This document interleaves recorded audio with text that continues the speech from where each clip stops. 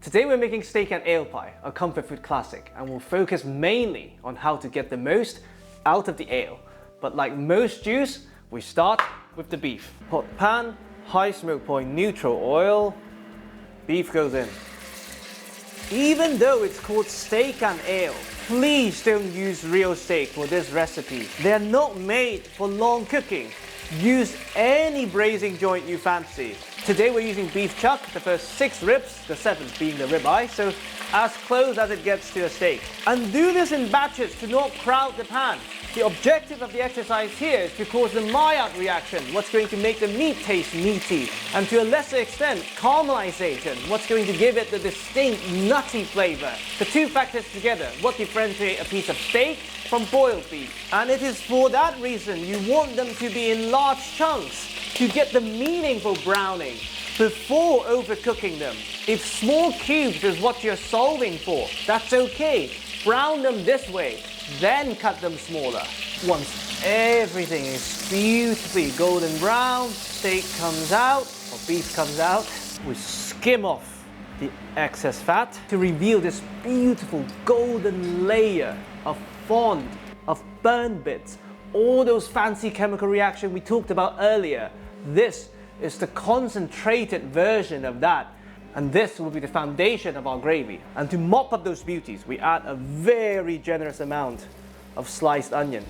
The moisture, and there's a lot of moisture from the onions, would start deglazing the pot, mopping up all those beautiful flavors. And to help them get started, we salt very generously, factoring in we have not seasoned the beef at all. Black pepper. It goes in now so that it wouldn't burn with the beef. Now, normally once the onions become translucent, you'd add the beef back in and start the braising. But not today. We're going to take them far, and by far, I mean French onion soup far. While the beef mainly gave us the complexity of the Maillard reaction, what we have here is the potential for caramelization.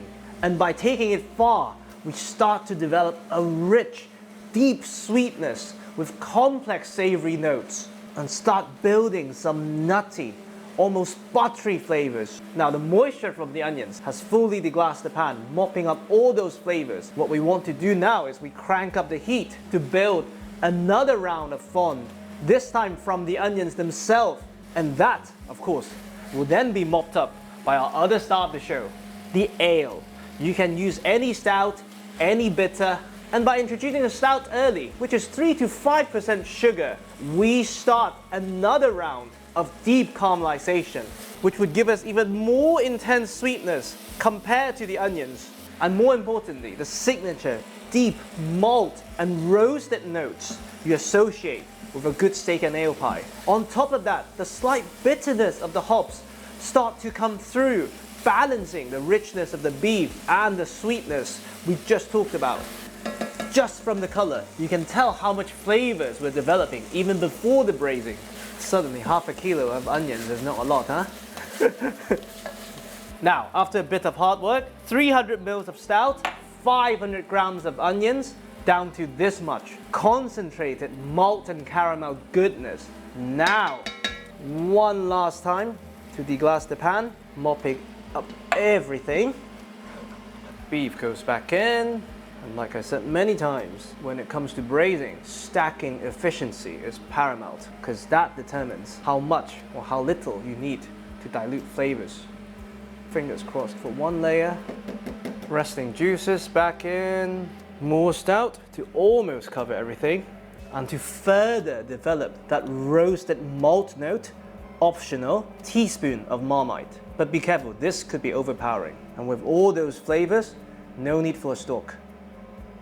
So we bring this back to a boil, lid on, and we let this simmer for about 2 to 2.5 hours. And we cook it without the lid for the last half an hour for a final bit of reduction. Then we make our pie. After the reduction, a bit of time to cool down, the gravy should start coating the back of your spoon. You taste and adjust the consistency, and we add the smallest dash of lemon juice to balance the richness and sweetness and what is now a slightly noticeable bitterness of the hop. We then transfer this to our pie dish.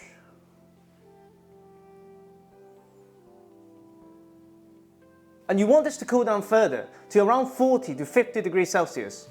Once everything is cool enough, egg yolk on the inside to bind, store-bought shortcrust pastry, trim the outside.